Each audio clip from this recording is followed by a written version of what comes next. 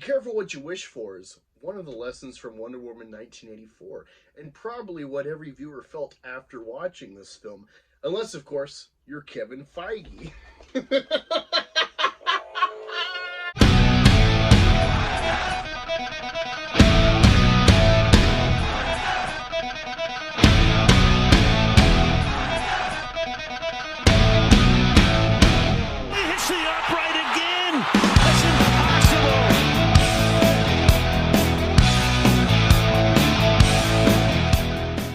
Hey guys, welcome to Black Angus Reviews. Be sure, if you're new here, to like, share, subscribe, comment, share it on social media especially. Appreciate any help with the algorithm, trying to rebuild this channel. Like you know from the title, I'll be reviewing Wonder Woman 1984, and I will be getting into some spoilers, but I'll try to be as minimal as possible. So, to give a preface, I really liked the 2017 Wonder Woman. She was okay in BVS introductorily, but you know, it was just you just didn't get enough to really kind of have a direction of what her character was in that film. She was just kind of additional muscle, and that first film was really cool, kind of building off of what Thor, the original Thor from 2011, I think, did with that fish out of water concept. You know, this not otherworldly, although actually otherworldly, but kind of from a different era and time, because you know, she's Greco mythos based and from a all-female warrior island, and now she's coming to a man's world with guns and whatnot, and weaponry and allies, powers, and all that trench warfare. The fight scenes are pretty cool, well thought out. It had a good color scheme. It really was cognizant of the era it was in, and I would say reverential and stuff. And the biggest thing that blew me was the relationship, the chemistry on camera between Chris Pine and Gal Gadot. It was everything you would want in, say, Thor, with Thor and Jane Foster that you didn't get. It was able to have an intriguing story and environment at the Mascara, as well as her in our world, despite it being 100 years earlier than current time. This film, it seems to have lost everything except Gal Gadot. Gal Gadot, it feels like Wonder Woman. She's put her mark on this character, like I think Margot Robbie has for Harley Quinn. Regardless if you like her or the films of Birds of Prey and Suicide Squad, I think she really encompasses that character. And Hugh Jackman with Wolverine, and Downey Jr. with Iron Man. I think these are some actors and actresses that have nailed the character and will forever be the image in people's mind that they're comparing it to for future iterations. Everything's missing in this film. Even the chemistry with Chris Pine, it just feels hollow. It feels undeveloped. The fight, I wouldn't say necessarily fight scenes, but the like flight scenes and stuff. You know, if you've seen the original Donner Superman, those sequences are kind of corny, but you know, it's guys on strings and stuff with no real CGI. You can give them some credit or a pass. This one, it looks cringy given where superhero films have gone. I would say Infinity War and Endgame being the peak of that thus far. You know, and hopefully whatever the Snyder Cut can do, and you know, Watchmen's a great iteration as well of comic film, but this one, just the portrayal of, you know, classic superhero pose and whatnot, just looked really corny, and it really took me out of this film. Her opening sequence as a girl, I didn't really care, but you kind of understood the end lesson that Antiope, I think that's her name, Robin Wright's character, and her mother teach her about cheating and stuff, that, you know, truth transcends and whatnot. And so it's kind of a big ethos of the character that we're learning. And then afterwards, you get this sequence of like a high-risk robbery done by kind of, you know, a smart plan. You know, two guys go in, but two guys actually carry out the goods. But then it just gets in this wacky, silly experience that, feels too cartoony to take seriously, especially like these links to you know, it's always girls and stuff. So you get this kind of girl power tangent that's just like, really, Wonder Woman's kind of loved by everybody right now. So why go with this girl power thing? You know, Captain Marvel's already done this shit and lost money it could have had. But regardless, whatever. Um, that really took me out. Um, One thing I did like about this movie was the opening, kind of after she gets out of her suit, she's living her normal day and stuff. She's at drinking some wine by herself, and the waiter takes away the other dining material for the expected guest, as she says, like, I'm by myself. And you can just kind of see her like lingering there and seeing everyone else is like living life, having someone, and she's stuck. Thinking about Steve Trevor, and if you're into red pill philosophy at all, if you watch a channel like that, it reminds me of the concept of the alpha widow, which is something I would never really contemplate with a character, you know, in superheroes. But Wonder Woman is kind of the pinnacle of success with female superheroes, just iconography, on top of like her actual power set, depending on the writer. And so, if she actually, you know, could fall for a man, and he's taken away, you know, that's actually an interesting kind of concept of, oh, you know, it's not just losing a loved one, but like putting yourself in a woman's head frame of like what makes them attracted to men. It's even harder for someone like Wonder Woman to be satisfied. So that's kind of an interesting detail, to have her alpha witted. I don't even know if Patty Jenkins was aware in that mindset. But that's what I took away. So that was an interesting little thread, for anyone that's in the red pill.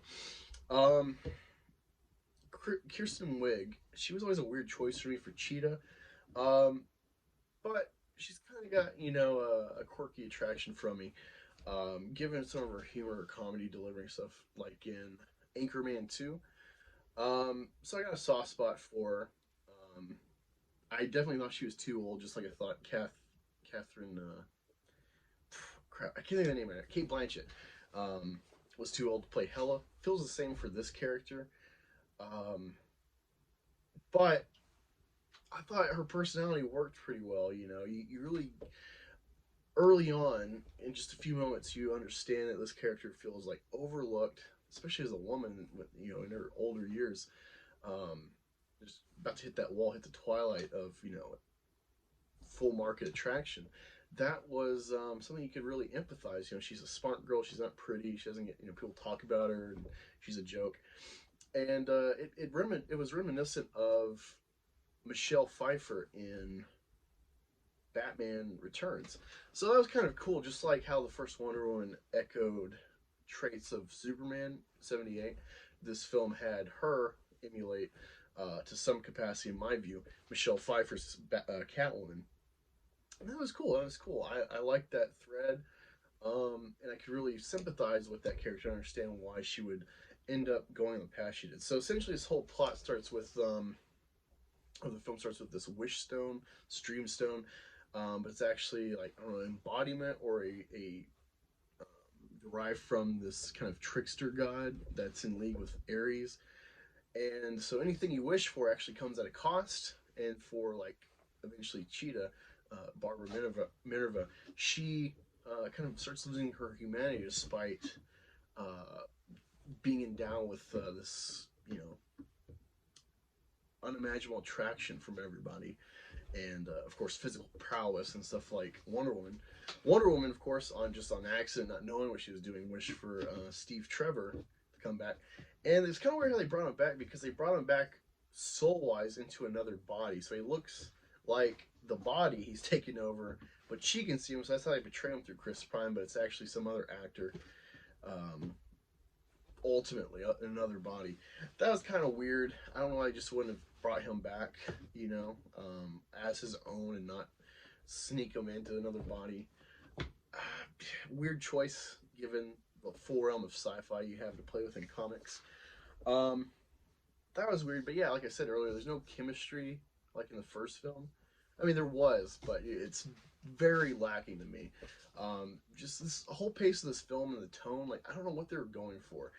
Maxwell Lord, he's someone that's interesting. There's a lot of people in the Phantom Menace that have, been cognizant and reported on the fact that they were trying to channel Donald Trump through this character. I looked for that and I didn't really see it. Besides, this is a person that's got power or gaining power, I guess illegitimately. I guess if you view Trump that way, you're really gonna, yes, it's totally Trump. But I don't see it, you know.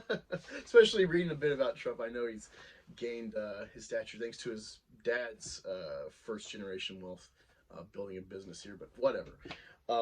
If anything, like there's some sympathy to be had for Lord's character, but I feel he's underdeveloped. They didn't really make him a character to feel really anyway about. I wasn't really intimidated by him. The plot just feels wacky around him. Um, one of the last points I got, inconsistency. So some action sci-fi franchises I can think of: John Wick, Star Wars, Indiana Jones, Iron Man. The sequel to those introductory films, they all feel consistent. They all feel like they're building on, but not trying to be different. They're just growing the universe you're in. This film feels completely disjointed with what we've seen with Wonder Woman. I get it's '84. You've had like Stranger Things, and you got like a fun time in film for a lot of people with film history in the '80s, along with just like you kind of this renaissance of retro, you know, with '80s stuff. It's about to spill into the '90s now, but there's a lot of nostalgia for this era. It doesn't really feel utilizable. It just feels shallow. About as bad or worse than Captain Marvel with the '90s nostalgia. It just feels very much surface level with clothing. It doesn't really feel like they're digging into like, hey, you know, some reverential kind of tip of the hat to Back to the Future or anything like that. There might be some more subtle things you can pick up on, but it totally flew over my head if it's there. Um, but yeah, you know, like John Wick, you know, it was a film where it's like, I don't know about this. And you had an actor people were down on, and it worked. They built the plot around the actor's ability, had him do a very physically challenging role, and you know, simple plot, and it worked. This the first Wonder Woman was like, I don't know about this actress, this you know small frame chick from Fast and the Furious, and now, like I said, to me, she embodies Wonder Woman Eternal, like some of those other actors, um, and this film just she has the traits and everything, but it's lacking in a lot of ways from that first film. It doesn't feel like it's growing. It just feels like someone else came in. Um, but yeah, like I said, lame effects, and yeah, I guess I hit all my points in my notes. So thank you for joining. Sorry to spill over a little bit longer than I wanted to, but thanks again. Again, be sure to like, share, comment, subscribe. I appreciate the viewership. Let me know if you've seen it on HBO Max, or did you go to theaters to see it? What was the theater experience like? I actually saw a movie, Midnight Sky, yesterday in the theaters, and I was the only one there. I know it's a Christmas time, but wow, theaters are really dead. I don't see them coming back for another 5 years at least, and will they stay for that long? Topic for another time, but yeah, thanks again. Talk to y'all later.